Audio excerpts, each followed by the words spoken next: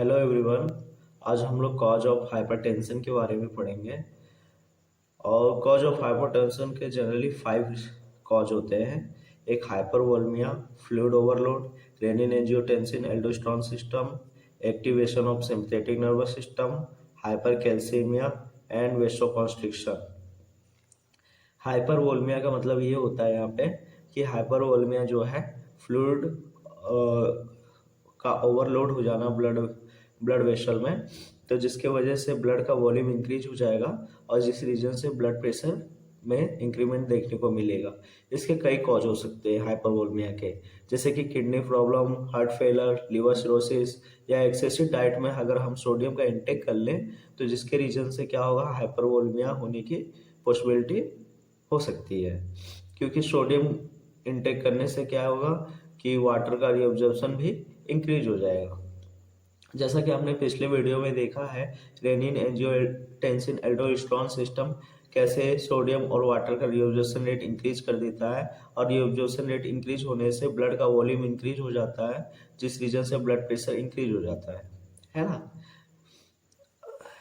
और activation of sympathetic nervous system. Sympathetic nervous system activate होने से क्या होगा, ब्लड वेसल जो है कॉन्ट्रैक्ट हो जाते हैं, और कॉन्ट्रैक्ट होने से जो वहाँ का ब्लड वेसल का एरिया है वो रिड्यूस हो जाएगा, और area inversely proportional to pressure. तो अगर एरिया रिड्यूस होगा तो प्रेशर इंक्रीज हो जाएगा।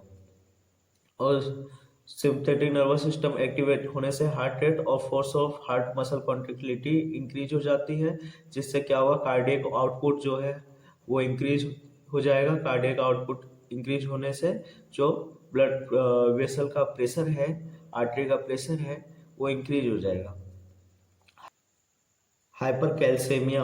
हाइपरकैल्सीमिया मतलब कैल्शियम का लेवल बढ़ जाना। और कैल्शियम का रोल क्या होता है, आइए हम लोग सबसे पहले ये जानते हैं। कैल्शियम का रोल मेनली यहाँ पे ये वर्क करता है कि मसल के कॉन्ट्रेक्शन को इंक्रीज कर देता है। अब हार्ट भी तो हमारे एक प्रकार से मसल से बना है, तो जैसे कार्डियक मसल से बना है, तो कार्डियक मसल की कॉन्ट्रेक्टिलिटी को अगर बढ़ा देगा तो जिसके वजह से कार्डियक आउटपुट इंक्रीज हो जाएगा। कार्डियक आउटपुट इंक्रीज होने से क्या होगा कि कार्डियक मसल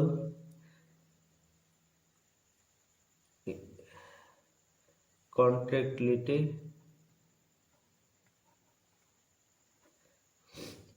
को क्या करेगा, इंक्रीज कर देगा।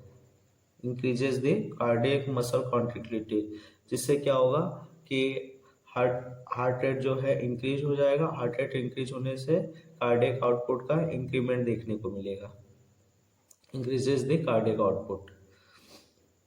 और पांचवा रीजन ये है वेसोकॉन्स्ट्रिक्शन। अगर मैंने आपको पिछली वीडियो में बताया था वेसल के कॉन्ट्रैक्ट होने से कैसे एरिया रिड्यूस होता है और कैसे प्रेशर इंक्रीज होता है, तो जैसे आर्टिकुलर का कॉन्ट्रिक्शन हो जाएगा तो आर्टिकुलर के कॉन्ट्रिक्शन से आर्टियोल्स के प्रेशर में इंक्रीमेंट देखने को मिलेगा। और वेन के अगर कॉन्स्ट्रिक्शन हो जाएगा तो वेन का हमको प्रेशर इंक्रीमेंट देखने को मिलेगा। अगर हम इसका उल्टा कर दें, अगर हमें किसी पेशेंट को ट्रीटमेंट करना है तो हम क्या क्या मतलब इस बेस पे ही हम उसका ट्रीटमेंट कर सकते हैं कि अगर सपोज दैट अगर हम उसको एंटी हाइपरटेंसिव ड्रग देना है, एंटी हाइपरटेंसिव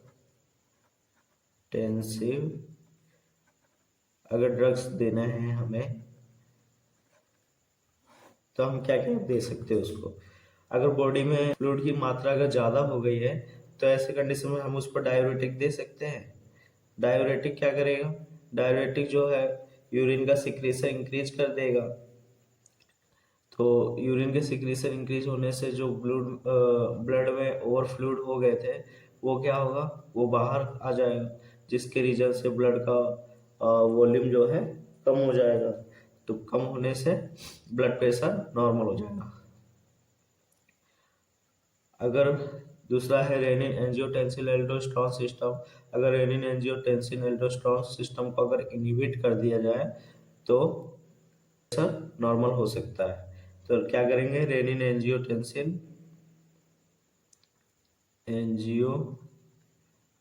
टेंसिन एल्डोस्टेरोन इनहिबिटर दे देंगे, इनहिबिटर। इससे क्या होगा कि ये मैकेनिज्म होगी नहीं, और ये मैकेनिज्म होगा नहीं तो सोडियम और वाटर का रीअब्जॉर्प्शन रेट जो है उस पर कोई इफेक्ट नहीं आएगा, और रीअब्जॉर्प्शन रेट अगर इंक्रीज नहीं होगा तो ब्लड वॉल्यूम नहीं इंक्रीमेंट होगा, जिससे ब्लड प्रेशर नॉर्मल रहेगा। Activation of sympathetic nervous system तीसरा रीजन है। अगर हम सिंपथेटिक नर्वस सिस्टम को इनहिबिट कर दें तो सिंपथेटिक नर्वस सिस्टम एक्टिवेट नहीं होगा, और एक्टिवेट नहीं होगा तो ब्लड वेसल कॉन्ट्रैक्ट नहीं होगा, और ब्लड वेसल कॉन्ट्रैक्ट नहीं होगा और हार्ट में मसल भी कॉन्ट्रैक्ट नहीं होगा, जिससे हार्ट रेट भी इंक्रीमेंट नहीं होगा और ब्लड वेसल भी कॉन्ट्रैक्ट नहीं होगा। तो हम सिंपथेटिक नर्वस सिस्टम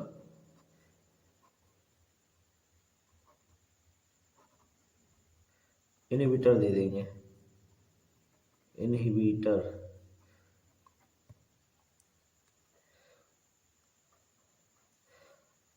अभी आपको बताया था मैंने कैसे कैल्शियम का रोल कहाँ कैसे हार्ट में वर्क करता है, जैसे कार्डियक मसल की कॉन्ट्रैक्टिलिटी को इंक्रीज कर देता है, जिससे कार्डियक आउटपुट इंक्रीज हो जाता है।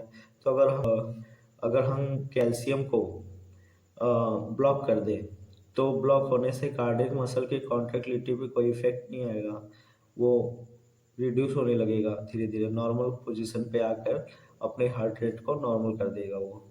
तो अगर हम कैल्शियम चैनल ब्लॉकर दे दें, कैल्शियम चैनल ब्लॉकर दे दें, जिससे क्या होगा, कैल्शियम चैनल ब्लॉकर देने से वहाँ की कॉन्ट्रैक्टिलिटी में कोई इफेक्ट नहीं आएगा, तो इससे हार्ट रेट जो है नॉर्मल हो जाएगा।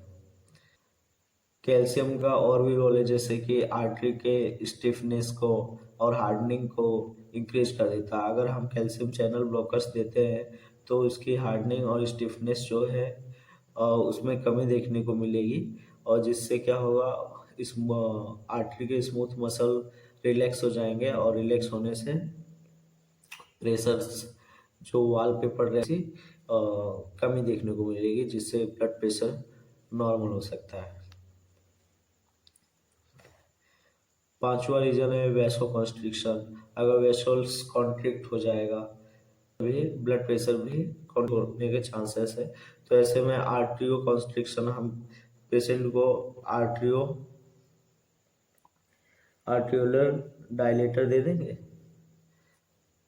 आर्टेरियोलर डायलेटर। ये क्या करेगा, इस प्रकार के ड्रग्स जो है आर्ट्रियोल्स को डायलेट कर देंगे, या फिर हम वेनो डायलेटर दे देंगे।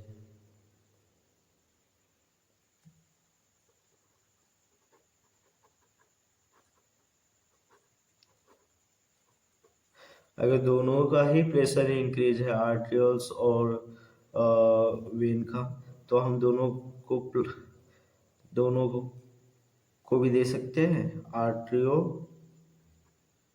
आर्टेरियो प्लस वेनो डायलेटर।